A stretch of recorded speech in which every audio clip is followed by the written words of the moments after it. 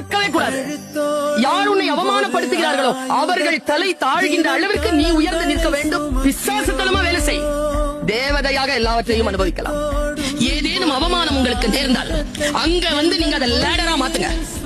அங்கிருந்து ஏறணும். நீங்க எவன் நம்மள கொல்லணும்னு சுத்துறானோ அவனுக்கு முன்னால சாக கூடாது. சாகலாம், எல்லாரும் சாகலாம். ஆனா எவன் நம்மள கொல்லணும்னு சுத்துறானோ அவன் முன்னால சாகக்கூடாது. நாளை பாத்துக்கலாம். நாளை எப்படி பாத்துக்கலாம்? உயிரோட இருக்கணும்ல. இருந்தாலும் அந்த மைண்ட் வரணும்ல, அந்த எனர்ஜி வரும். அந்த ஸ்பாட்ல அந்த நிமிடத்துல ஜெயிக்கணும். அதுக்கு பேர் தான் ஜெயிக்கிறது. எங்க அம்மா சொல்லுவாங்க, காட்டு வழியா போறியா, பூவையோ கனியையோ பாக்குறியா, திரும்பி வரும்போது பார்த்துக்கலாம், அப்படி விடாத. வாழ்க்கையும் அப்படித்தான்.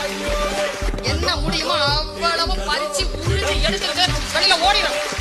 நாலேஜ் அப்படி வாங்கிட்டு போய்கிட்டே. எத்தனை பேர் தோல்வி அடைந்திருக்கிறீர்கள்? நாளை என்று தள்ளி போட்டுட்டு.